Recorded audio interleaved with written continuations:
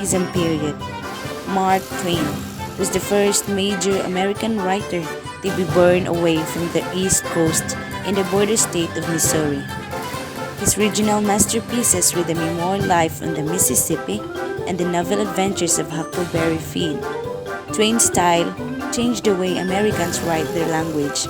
His characters speak like real people and sound distinctively American, using local dialects, newly invented words, and regional accents. Henry James confronted the old world, new world dilemma by writing directly about it. Among his more accessible works are the novellas Daisy Miller, about an enchanting American girl in Europe, and The Turn of the Screw, an enigmatic ghost story. Of the century. At the beginning of the 20th century, American novelists were expanding fiction's social spectrum to encompass both high and low life and sometimes connected to the naturalist school of realism. More directly, political writings discussed social issues and power of corporations. Some, like Edward Bellamy, in Looking Backward outlined other possible political and social frameworks. Upton Sinclair, most famous of his myth-packing novel, The Jungle, advocated socialism. Henry Adams' literate autobiography, The Education of Henry Adams, also depicted a stinging description of the education system and modern life. Experimentation in style and form soon joined the new freedom in subject matter. American writers also expressed the disillusionment following upon the war. The stories and novel of F. Scott Fitzgerald in 1896 to 1940 captured the restless, pleasure-hungry, defiant mood of the 1920s. Fitzgerald's characteristic theme, expressed poignantly in The Great Gatsby, is the tendency of youth's golden dreams to dissolve in failure and disappointment.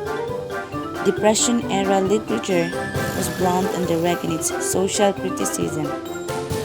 John Steinbeck, in 1902 to 1968, his style was simple and evocative, winning him the favor of the readers but not of the critics. The Grapes of Wrath, considered his masterpiece, is a strong, socially oriented novel that tells the story of the Joads, a poor family from Oklahoma, and their journey to California in search of a better life. Post-World War II. The period in time from the end of World War II up until roughly the late 1960s and early 1970s saw to the publication of some of the most popular works in American history. The poetry and fiction of the Beat Generation, largely born of a circle of intellects formed in New York City around Columbia University and established more officially some time later in San Francisco, came of age. The term beat referred all at the same time to the counter-cultural rhythm of the jazz scene, to a sense of rebellion regarding the conservative stress of post-war society, and to an interest in new forms of spiritual experience through drugs, alcohol, philosophy, and religion, and specifically through Zen Buddhism. Regarding the war novels specifically, there was a literary explosion in America during the post-World War II era. Some of the most well-known of the works produced included Norman Mailer's The Naked and the Dead in 1948.